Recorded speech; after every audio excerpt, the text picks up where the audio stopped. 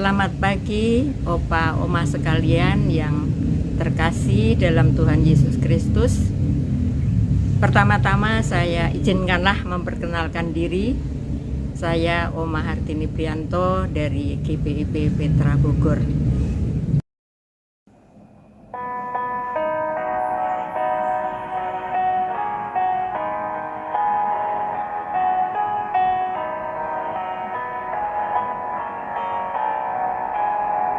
Mengikut Yesus keputusanku, mengikut Yesus keputusanku, mengikut Yesus keputusanku, tetap teguh, tetap teguh. Opa Oma, sebelum kita membaca dan merenungkan firman Tuhan, mari terlebih dahulu kita berdoa bersama-sama. Kita berdoa. Allah Bapa yang bertakhta di kerajaan surga, kami mengucap syukur. Tuhan izinkan dalam kebersamaan kami PKLU untuk membaca dan merenungkan firman-Mu. Kiranya Roh-Mu yang kudus yang menerangkan kebenarannya memampukan kami untuk memahaminya, mengingat dalam hati dan berjuang untuk melakukannya. Demi Yesus Kristus firman yang hidup, kami mengucap syukur dan berdoa. Amin. Firman Tuhan dari 1 Petrus ayat 18 sampai ayat yang ke-23 yang berkata demikian, penderitaan Kristus sebagai teladan. Hai kamu hamba-hamba, tunduklah dengan penuh ketakutan kepada Tuanmu, bukan saja kepada yang baik dan peramah, tetapi juga kepada yang bengis. Sebab adalah anugerah jika seseorang karena sadar akan kehendak Allah menanggung penderitaan secara tidak adil. Sebab dapatkah disebut pujian jika kamu sabar menderita pukulan karena kamu berbuat dosa?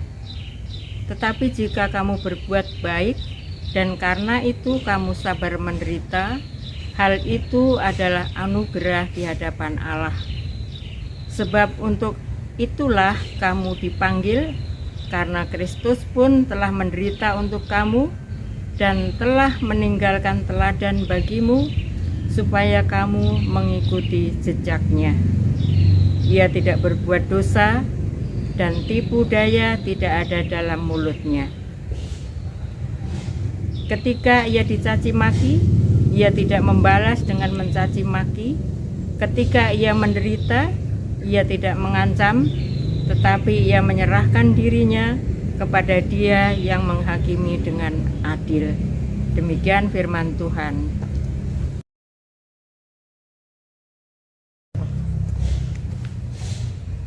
Melalui SBU kita akan merenungkan bersama-sama di bawah tema mengikuti jejaknya.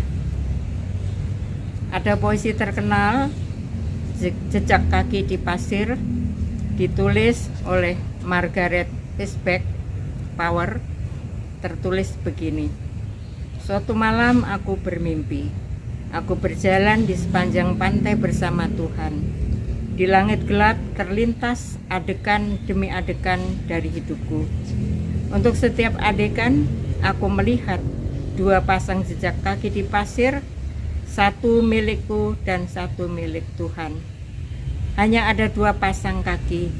Tuhan, Engkau berkata kepadaku, ketika aku memutuskan untuk mengikutimu, Engkau akan berjalan dan berbicara denganku sepanjang jalan.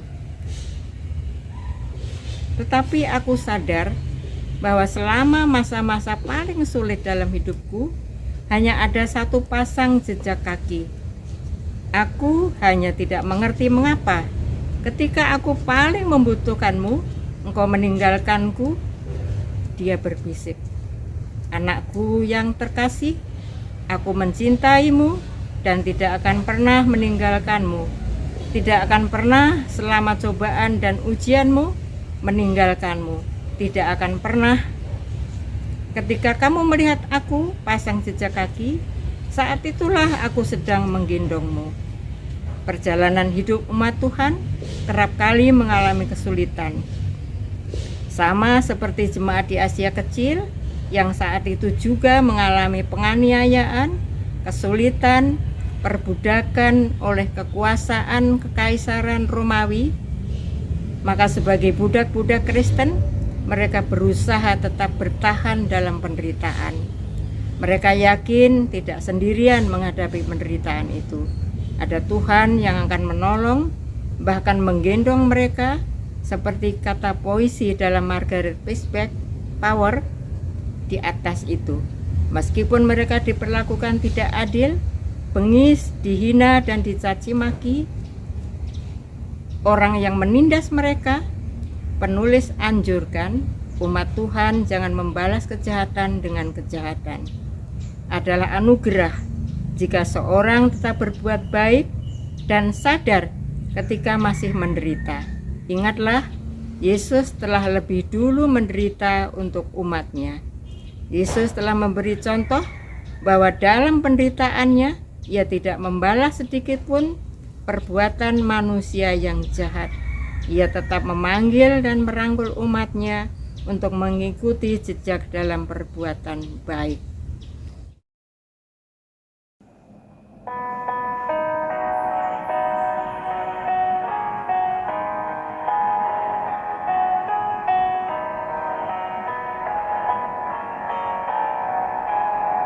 Duniaku tolak, ku ikut salib. Duniaku tolak, ku ikut salib.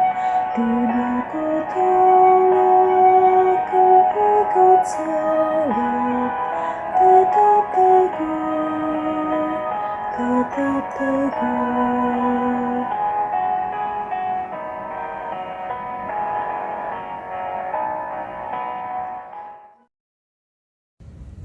Mari kita tutup kebersamaan kita. Kita semua mengarahkan hati pikiran kita kepada Tuhan. Kiranya kasih karunia Allah Bapa dan persekutuan dengan Roh Kudus menyertai memberkati kita dari saat ini sampai selama-lamanya. Amin. Kami mengucap syukur untuk firman yang telah kami baca dan kami renungkan di pagi hari ini. Biarlah ini mengawali dan menyertai setiap langkah perjalanan kami dari pagi hari ini sampai sepanjang hari ini kita lakukan. Biarlah firman Tuhan yang terus kita pegang untuk menjadi pandu perjalanan hidup kita.